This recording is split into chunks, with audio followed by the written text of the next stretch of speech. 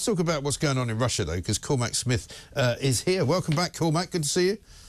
Good to see you, Mike. Not spoken to you in a while. No, not in a while. And we under certainly very, very different circumstances today than I think even the last time we spoke, because we've got stories this morning about British tanks being used on Russian soil by Ukraine in this rather audacious raid into Russian territory. We've got pictures coming in last night, which I saw of Russian soldiers basically being captured, streets deserted in a city which they say they've now recaptured. It's quite an extraordinary story, this, isn't it?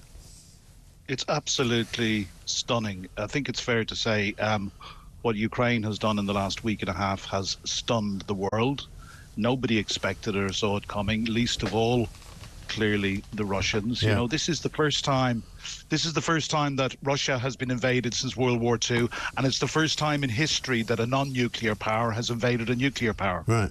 Yeah, and I mean, I've asked this question to previous guests in the last couple of days, and I haven't quite gotten on. You might have an answer for me. You know, what was it that made the Ukrainians and Vladimir Zelensky particularly think that this could work?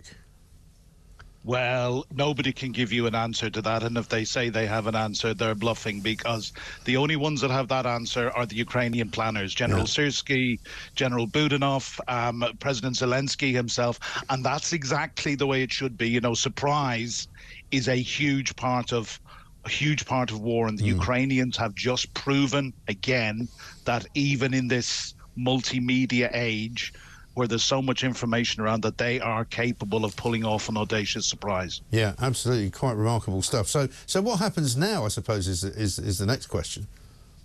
Well, again, this is the million-dollar question. We don't know, nor should we know. What we don't know, Mike, is what Ukraine's ultimate objectives are here. Now, there's a lot of speculation. People are speculating that, you know, this certainly gets them back on the back foot. It has projected Ukraine back to the top of the news agenda. And, you know, from my point of view, as a friend of Ukraine who tries to, you know, help out in the information space, that's very good news. But I think what it's also done, this has shown to the world and to Ukraine's allies in particular, that Ukraine is capable of carrying out a complex NATO standard combined arms operation, and that requires, you know, soldiers of the highest skill and training. It requires planning and everything else. This is something that I think, you know, the military guys that I've been speaking to over the last 2 years, when I've said, why don't we give Ukraine all the weapons they're looking for? And one particular good friend of mine, a former colonel, has said, you know, this was some time ago, you know, he questioned whether Ukraine had the ability to use all this weaponry in the combined NATO form. Well, now Ukraine are really proving to the world that they have very, very high levels of capability and skill indeed. So, you know, what I'm hoping is that this finally puts a bit of steel in the back of the Americans, the Germans, not so much the Brits, because we have led the way from the very, very start. But, you know, we now need to give Ukraine every single weapon they need, and we need to take the handcuffs off. And they're still handcuffed, you know, with Storm Shadow, which is the British long-range missile. But I'm, you know, I'm informed that that's not simple. That may be something to do with the French. Won't be surprised to hear, and the components in it. But we need to allow the Ukrainians use every weapon we give them in the way that they deem fit, because, my God, if they haven't proven themselves now, what more do the Ukrainians have to do to prove their mettle? And does it change the relationship between NATO and Ukraine now that British tanks are actually physically being used on Russian soil? Well, no, it doesn't. I mean, but the question that it poses, you know, Ukraine has been asking for, you know, membership or a direct path to NATO membership for a number of years, and they've been disappointed in the last two NATO summits. It's fair to say last year in Vilnius and this year in Washington D.C.